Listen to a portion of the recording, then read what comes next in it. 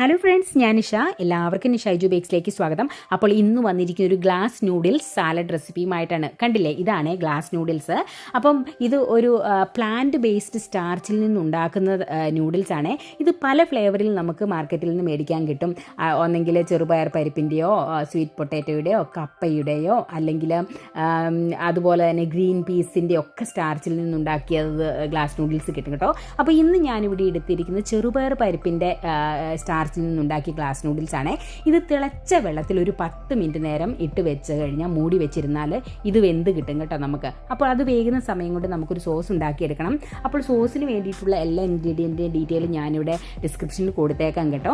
അതെല്ലാം കൂടി ഒന്ന് മിക്സ് ചെയ്തിട്ട് നമുക്ക് ഈ സോസ് ഇവിടെ റെഡിയാക്കി ഒന്ന് മാറ്റി വെക്കാം കേട്ടോ. അപ്പോൾ ഈ സോസ് റെഡിയാവുന്ന സമയത്തിലേക്ക് നമുക്ക് 10 മിനിറ്റും കൊണ്ട് അന്നേരത്തേക്കും ഈ നൂഡിൽസും റെഡിയായി കിട്ടും കേട്ടോ. അപ്പോൾ ദേ നൂഡിൽസ് ഇവിടെ വെന്ത് കിട്ടിയിട്ടുണ്ട്. ഞാനൊരു കത്രിക ഉപയോഗിച്ച് ഇതിനെ ഒന്ന് മുറിച്ചും കൊടുത്തിട്ടുണ്ട് കേട്ടോ, അല്ലെങ്കിൽ ഇതിന് ഭയങ്കര നീളമായിരിക്കുമേ.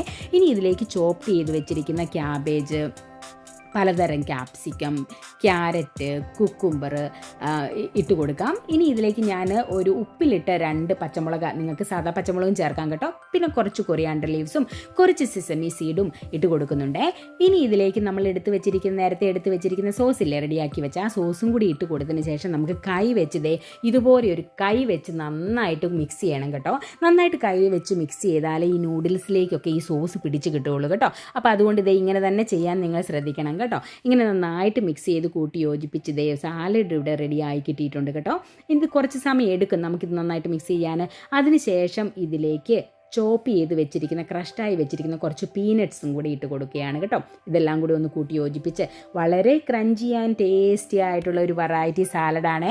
അപ്പോൾ കണ്ടിട്ട് തന്നെ നിങ്ങൾക്ക് കൊതിയാവുന്നില്ലേ? അപ്പോൾ ഇതുപോലെ ഒന്ന് ഉണ്ടാക്കി നോക്കണം കേട്ടോ.